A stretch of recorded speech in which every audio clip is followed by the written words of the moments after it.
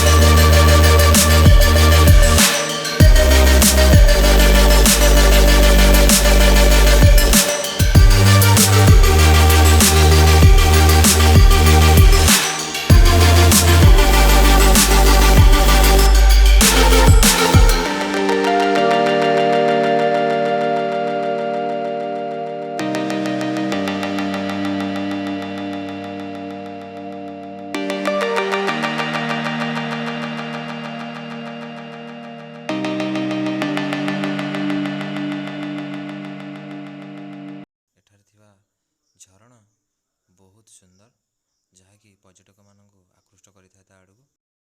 ଏବେ ଆମେ ପହଞ୍ଚି ଯାଇଛନ୍ତି ବାବା ଚକ୍ରେଶ୍ୱରଙ୍କ ମନ୍ଦିରରେ। ଚାଲନ୍ତୁ ଟିକେ ବୁଲି ଆସିବା ବାବା ଚକ୍ରେଶ୍ୱରଙ୍କ ମନ୍ଦିର। ସତରେ କ'ଣ ଏହା ଏତେ ସୁନ୍ଦର? ଚାଲନ୍ତୁ ନା ଟିକେ ଦେଖି ଆସିବା।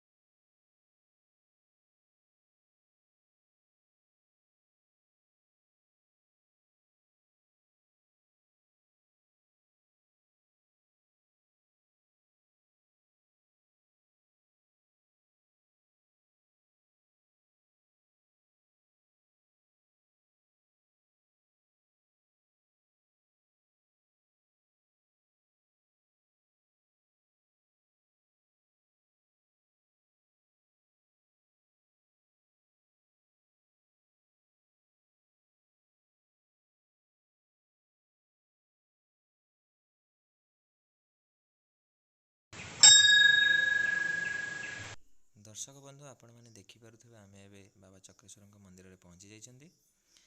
आज एमती लगुच ना ये जमी भक्तर समागम कमी जाइए, गहल चहल कमी जाइए, मंदिरटी सुनसान लगुच। कहीं दर्शक बंधु आपण मैंने जानते कि कोरोना सिचुएसन चली लॉकडाउन शटडाउन लगी रही, व्यस्तबहुल जीवन पूरा फिका पड़ जाइए। से बोधे भक्त मानकर बाबा पाखक आसबार कमी जाइए। आम ये देखा पाँच मंदिरटी पूरा सुनसान अच्छी, किंतु आपण मैंने आम सहित एमती जोड़ी होकर रुहतु। आम चक्रतीर्थर प्रत्येकटी सौंदर्य को आपण मानक देखू। आपण मैंने देखा पाए आसतु जावा और भिडटी को पूरा देखु। देखु सेपटे गोटे चाल घर अच्छी जहाँ जोटि कि बाबा होम करती संध्या समय। एठारे बाबा राम बाबांकर मूर्ति अच्छी, जे कि चक्रतीर्थर जड़े प्रतिष्ठित बाबा।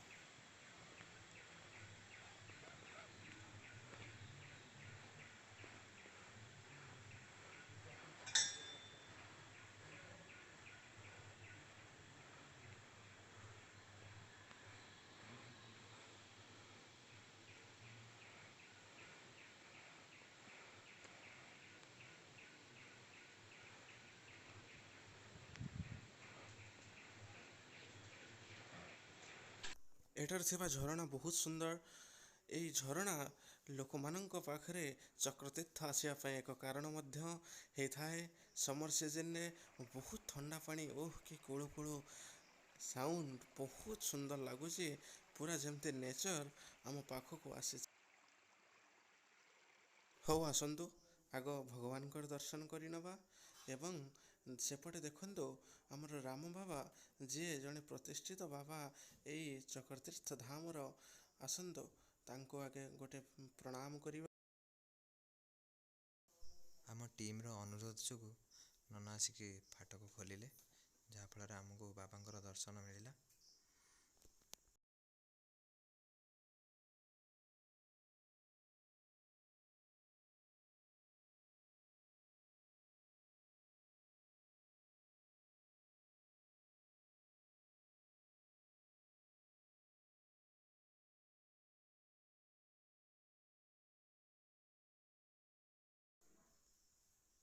एपटे देखु दूर आसुवा अतिथि मानक जनसुविधा केन्द्र व यात्री विश्रामगार रही। एपटे भी आमको देखा मिलूँ जमतीक आपण मैंने देखिपे बाहाघर कल्याणी मंडप ये सुविधा अच्छी। चलतु एपटे टिके बुली आसवा मंदिर प्रांगण देखी आसवा। देखु केते सुंदर बाबा चक्रतीर्थ मंदिर प्रांगण।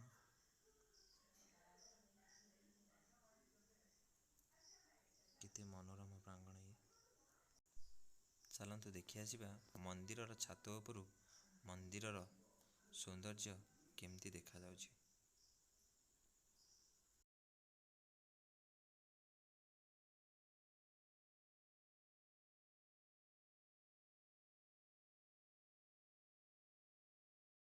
दर्शक बंधु आपण मैंने जमीक देखिपे मंदिर छात उपरू मंदिर सौंदर्यता एवं एठारे बोही जाउथुवा छोट झरणार कुळुकुळु शब्द। यह भितर वर्षा स्टार्ट हो गलानी। किछि जानिबा चक्रतीर्थ विषय साधु बाबा पाखु। अच्छा बाबा, आप खाली सामने पर सूचना देते जो आमर केन्दुझर जिलार आनंदपुर ब्लॉक रही चक्रतीर्थ पर्यटन स्थली रही। और ये चक्रतीर्थ पर्यटन स्थली भितर जो आम बाबा चक्रेश्वर मंदिरटी अच्छी, मंदिर विषय आ बाबा विषय ये सामने पर सूचना देवे। बाबा महात्म्य आउ पर्यटन स्थलीर महात्म्य विषय टी सामने पर सूचना देवे। आज्ञा जितेबले जिनस है आम जन्म थिलानी आज्ञा ये जो आम राम बाबा ये जो सामाजिक देखते ये बाबा को आम देखु आखिरी गोटा धरी आसिक लेंबू गछ था पंच गछ छड़ी टे चिड़िया था भारी जंगल। ये 10-12 जन ना आस हुए ना। हाथी तो हाथी ये आज्ञा थे यही सामने ये जापारती ना। 10-12 जन लोग आसले क्षीर टी भगवान कौन करे ସେ ଲୁଟାଟା ସାତ ସମାନ ଥିବ ଏମିତି ବସିଥିବ। ଆଜ୍ଞା ତାପରେ ବହୁତ ଲୋକ ଆସନ୍ତି ଦେଖିବା ପାଇଁ ଯାଆନ୍ତି ଏଇ ବାବା ଦେହ ତ୍ୟାଗ କଲେ ଆଜ୍ଞା ରାମ ବାବା ରାମ ବାବା। ଆଜ୍ଞା ତାଙ୍କ ସାଙ୍ଗରୁ ଏମାନେ ଅଛନ୍ତି, ସେଇ ତଳେ ଅଛନ୍ତି ବଡ଼ ବାବା। ତାଙ୍କର କେତେ ବୟସ ହେବ, ଏ ସାନ ବାବାର କେତେ ବୟସ ହେବ ଆଜ୍ଞା ଆମକୁ କଳନା ନାହିଁ। ତାଙ୍କ ପରିସରରେ ଆମେ ଜନ୍ମ, ଆମେ ଦେଖିଛୁ ଯାହା କିଛି ବାବା ବଡ଼ କରିଥାନ୍ତି। ବାଘ ଭାଲୁ ହାତୀ ପ୍ଲସ୍ ଏଠି ଆସିଲେ ଯାହାର ଆପଦ ବିପଦ କେତେ କେତେ ଲୋକ ଏଠି ପାର ପାଇଛନ୍ତି। ଆଜ୍ଞା ଆମକୁ ବି କଳନା ନାହିଁ। ଲୋକ ବି ଆସି କହୁଛନ୍ତି, ଆମେ ଶୁଣିବାକୁ ପାଉଛୁ ଦେଖିବାକୁ ପାଉଛୁ ଆମ ଗାଁରେ, ଆମେ ଯେତିକିରେ ଜାଣିଛୁ ଆମେ କହିବୁ। ଆଜ୍ଞା ତାପରେ ଏ ବାବା ମାନେ ଏ ଝରଣା ଯେଉଁଠି ବାହାରିଛି ଦୁଇଟା ସୂତ୍ରରେ ବାହାରିଛି ବହୁତ ଉପରେ ପୁରା ଆକାଶରେ, ସେ ଜାଗାରୁ ଯିବା ପାଇଁ କମ୍ ସେ କମ୍ ତୁମକୁ 4-5 କିଲୋମିଟର ହେବ। ଆଜ୍ଞା ଖାଲି ଛୁଟିଆ ଟିକେରେ ପାଣି ବାହାରିଛି, ସେ ସୁଅ ଆସିକି ଏବାଟେ ଯାଇକି ଆମ ଗାଁ ଏବାଟେ କିଛି ଯାଇ ବୈତରଣ କରିବି ଆଜ୍ଞା ଚାଲିକି ଦେଖିଛୁ ଆସିଲେ। ଆଚ୍ଛା ବାବା, କେବେ ଏମିତି ଆପଣଙ୍କୁ କିଛି ଗୋଟେ ଫିଲିଙ୍ଗ ହେଇଛି, ଗୋଟେ ଫିଲିଙ୍ଗସ୍ ଆସିଛି କି ବାବା ଚକ୍ରେଶ୍ୱରଙ୍କର ମାହାତ୍ମ୍ୟ ଆପଣଙ୍କୁ କେବେ ଜଣାପଡ଼ିଛି? ଆଜ୍ଞା ଆମକୁ ତ ସବୁବେଳେ ଅଭିର୍ଭାବ କରି ଆମକୁ ତ ଏଠି ମନ ଟାଣି ଆଣୁଛି ତା ମନକୁ।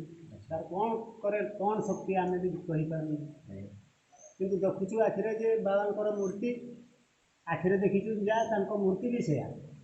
ଆଉ ଏ ଦୁଇ ଭାଇ, ଗୋଟେ ମାଆର ପୁଅ ଦୁଇ ଭାଇ ଅଛନ୍ତି, ଏମାନଙ୍କର ବୟସ କେତେ ଆମକୁ କଳନା ନାହିଁ। ଆଉ ସେମାନେ ଏତେ ବର୍ଷ ଏଇ ମଠରେ ରହିଛନ୍ତି ବସୁଛନ୍ତି, ବର୍ତ୍ତମାନ ବି କେତେ ବୟସ ଆମକୁ ଅମାଲୁମ। ଆମେ ଆସୁଛୁ ଯାଉଛୁ ଦେଖୁଛୁ, ଗୁରୁ ଆଶ୍ରମ କରି ଆମର ବିଶ୍ୱାସ ଅଛି। ଆଚ୍ଛା ବାବା, ଆପଣ ଯେବେ ଏଇ ମଠକୁ ଆସିଲେ, ଯେବେ ଜଏନ୍ କଲେ ଏଇ ମଠରେ, ଯେବେ ଆସିକି ଆପଣ ରହିଲେ ଏଇ ମଠରେ, ସେତେବେଳେ ମଠ କେମିତି ଥିଲା, ଆଜି ଏ ମଠର ପରିବେଶ କେମିତି ଅଛି? ଆଜ୍ଞା ସେତେବେଳେ ଗୋଟେ ବେଲ ଗଛ ଥିଲା, ଏଇଠି ଗୋଟେ ବେଲ ଗଛ, ସେ ବେଲ ଗଛ ତଳେ ଠାକୁର ଦୁଇ ମୂର୍ତ୍ତି ଥିଲେ, ଏଇ ବାବା ମାନେ ଆମର ପୂଜା କରୁଥିଲେ। ତାପରେ ଛଣ ଛପର କରିଦେଲେ ଛୋଟିଆ 4ଟା ଖୁଣ୍ଟ ଦେଇକି, ସେ ଛଣ ଛପର ଥିଲା ବହୁତ ବର୍ଷ ଦେଖିଛୁ। ତାପରେ ଠାକୁର ଧୀରେ ଧୀରେ କ'ଣ ତାଙ୍କର କରି ଚାଲିଛନ୍ତି, ଆମେ ଦେଖି ଚାଲିଛୁ। ଆପଣଙ୍କର ବାବା ଏଠି କିଛି ଅସୁବିଧା ହେଉଛି ରହିବାରେ, ଖାଇବାରେ, ପିଇବାରେ କିଛି ଆଜ୍ଞା ଅସୁବିଧା? ଆମେ ତ ଅତିଥି ଲୋକ, ଏଇ ଆମର ବେଗ ଫେଗ ଦେଖୁଛନ୍ତି, ଆମେ ଲଙ୍ଗଳା ବାବା।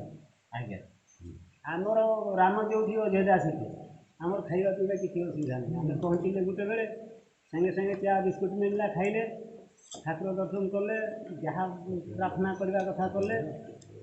ଆମର ମଠ ମନ୍ଦିରକୁ ଯାଇ ଆମେ ଏଇନା ଆଉଥରେ ବସିବୁ। ଆଚ୍ଛା ବାବା, ଆମେ ତ ବେଶୀ ଡିସ୍କସନ୍ କରିପାରିବାନି, ବେଶୀ କଥା ହେଇପାରିବାନି। ଆଚ୍ଛା ଆପଣ ବାବା, ଏଇ ଆମ ଭିଡ଼ିଓ ମାଧ୍ୟମରେ ଆପଣ କ'ଣ ଲୋକମାନଙ୍କୁ କ'ଣ ଗୋଟେ ଉପଦେଶ ଦିଅନ୍ତୁ, ଲୋକମାନେ ଏଠିକି ଆସିଲେ ଯେ କେମିତି, ମାନେ କ'ଣ କେମିତି ଜାଗାର ଧ୍ୟାନ ଦେବେ? ଏ ଜାଗାକୁ ଯଦି ଲୋକ ଆସିବେ, ଭଲ ପରିଷ୍କାର ଚପଲ, ପ୍ଲାଷ୍ଟିକ, ପଲିଥିନ୍, ମଦୁଆ ଏଇ 4ଟାରୁ ଆଜ୍ଞା ଟିକେ ଦୂର କରନ୍ତୁ। ଟିକେ ସୁରକ୍ଷା ଆପଣଙ୍କୁ ଆମେ ମାଗୁଛୁ ଏତିକି, ଆପଣ ଏତିକି ଆମକୁ ସାହାଯ୍ୟ କରନ୍ତୁ।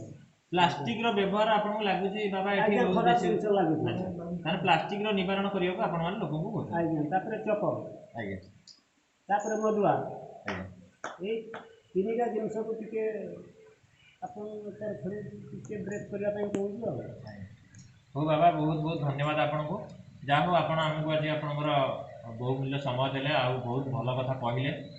ଆଉ ଆମେ ବି ଆଶା କରୁଛୁ ଲୋକମାନେ ଏହାର ପାଳନ କରିବେ ଏଇସବୁ କଥାକୁ, ଆପଣଙ୍କର ଯେଉଁ ଆପଣମାନେ ଯେଉଁ ଇନଷ୍ଟ୍ରକ୍ସନ୍ଟି ଦେଲେ କି ଏଠି ଆମର ପଲିଥିନ୍ର ବ୍ୟବହାର ହେବ ନାହିଁ, ଆଉ ମଦୁଆ କି କୌଣସି ଯେଉଁ ଆମର ପର୍ଯ୍ୟଟନ ସ୍ଥଳୀ ଭିତରକୁ ବା ବାବାଙ୍କ ମନ୍ଦିର ଭିତରକୁ ଚପଲ ପିନ୍ଧିକି ପ୍ରବେଶ ନିଷେଧ, ଚପଲ ପିନ୍ଧିକି ପ୍ରବେଶ କରିବେନି।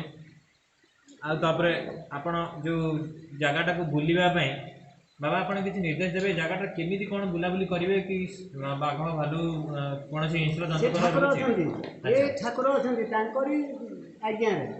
ଏଠି ଆମର ତମର କର୍ତ୍ତବ୍ୟ କିଛି ନୁହେଁ। ଏଠି ସତ୍ୟ ଯୁଗରେ କ'ଣ ଥିଲା ଦେଖ, 17 ହାତ ଥିଲେ ନା ନାହିଁ ଲମ୍ବ ଲୋକ, ସତ୍ୟରେ ତ୍ରେତୟାରେ କେତେ ହେଇଗଲେ, ଗଲେ ନା, ଦ୍ୱାରକରେ କେତେ ଗଲେ, କଳିରେ କ'ଣ ଚାଲିଛି ଦେଖ। ଆଜ୍ଞା ଗୀତା ଭାଗବତ ଆମେ ପ୍ରମାଣ କରିବା ନା ଆମେ ଠାକୁରକୁ ପ୍ରମାଣ କରିବା? ହଉ ବାବା, ବହୁତ ବହୁତ ଧନ୍ୟବାଦ।